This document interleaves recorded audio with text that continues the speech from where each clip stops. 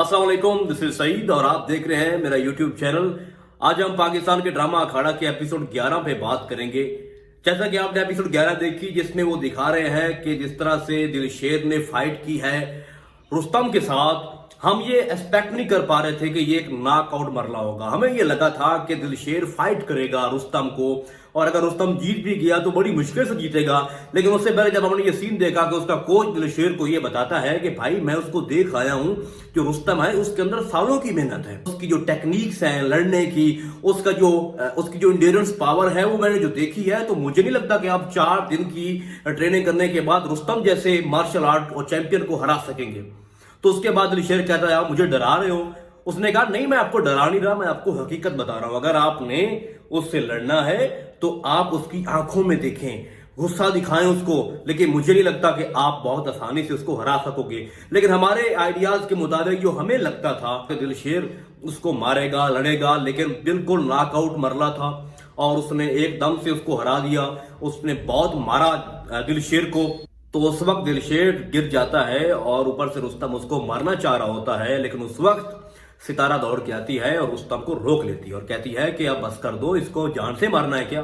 फिर दिलशेर के वो जख्म ठीक करने की कोशिश करती है, मरहम रखने की कोशिश करती है, लेकिन उस वक्त में जो रोमांटिक बातें होती हैं उन दोनों के दरमियान में, वो बहुत ही प्यारा सीन है और जिसको हमने इंजॉय किया है। उसके बाद हम ये देख सकते हैं कि सितारा और दिलशेर आपस में बहुत करीब हो जाते हैं। और एपिसोड 11 में जो हमने देखा कि वो बहुत अच्छी अच्छी बातें गा रहे थे, बहुत प्यारी बातें गा रहे थे। और जब शादी की बात हुई तो सितारा ने कहा कि मैं शादी आपसे कर सकती हूँ, लेकिन मैं ये जानना चाहती हूँ कि आपके फ्यूचर प्लान क्या है, आप फ्यूचर में क्या बनना चाहोगे। तो उस वक्त दिलशेर बताता है कि मैं तो अपने बाप की जूतों की दुकान पे काम करूंगा। तो सितारा कहती है कि तुम पूरी जिंदगी मेरे लिए यही काम करोगे? मैं चाहती हूं कि तुम कुछ बड़ा करो, मैं चाहती हूं कि तुम कुछ ऐसा करो कि मेरे बाप तुम्हें इनकार ना कर सके। तो उस वक्त वो कहता है कि तुम भी रुस्तम जैसी बातें कर रही हो। तो उसको सितारा कहती है कि नहीं, मैं ऐसी बातें बिल्कुल नहीं कर रही, मेरे लिए क्लास मैटर नहीं करती, लेकिन मैं जिस सोसाइटी में रहती हूँ उनके लिए, उस सोसाइटी के लिए क्लास मैटर करती है। तो तुम कुछ ऐसा करो कि मेरे बाप मान जाए। तो उस वक्त वो बहुत डीप थिंकिंग में चला जाता है और सोचता है कि मैं अब क्या करूं ऐसा। तो दूसरी तरफ हाजरा के दिल में भी थोड़ा सा वहम और ख्याल आ जाता है। वो सोच रही होती है कि मैं भी थोड़ा सा दिलशेर के बारे में सोचूं, और हाजरा थोड़ा सा गिल्टी होती है कि जिस तरह से मैंने हाकिम अली पहलवान को इनकार कर दिया। तो वो फिर हाकिम अली के पास जाती है और कहती है कि मुझे बड़ा अफसोस है कि जो भी मैंने इनकार किया। तो ये भी एक चैप्टर ओपन होने वाला है। तो एट द एंड हाजरा भी तैयार हो जाएगी कि मैं शादी करने के लिए तैयार हूं दिलशेर से, लेकिन दिलशेर तो सितारा को चाहता है और उसके लिए सब कुछ करने को तैयार है। तो यहां से भी स्टोरी बिल्डअप होगी और बहुत सस्पेंस लाएगी। लेकिन जो इंपॉर्टेंट एक और चीज हमने देखी कि जब रुस्तम को पता चला कि ये उसकी बहन है, तो वो उसके साथ अफेयर चला रहा है और सितारा का बदला उसकी बहन से ले रहा है, रेशमा से।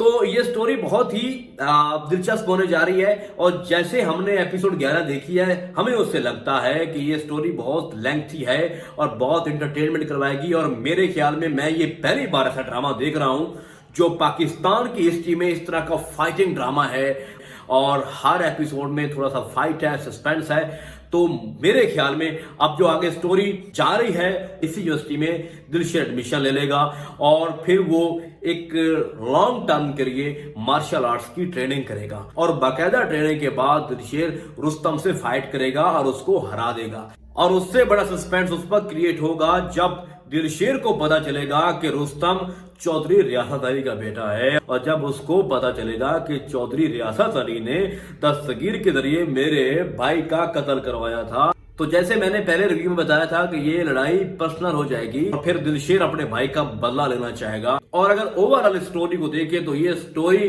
भौचाल लाएगी, ब्लॉकबस्टर ड्रामा होने जा रहा है और अब इसकी रेटिंग भी बहुत हाई जा रही है। और ये ड्रामा आपको फुल एंटरटेन करने जा रहा है आने वाले कुछ दिनों में, कुछ महीनों में। तो उम्मीद करता हूं कि आज का रिव्यू आपको अच्छा लगा होगा।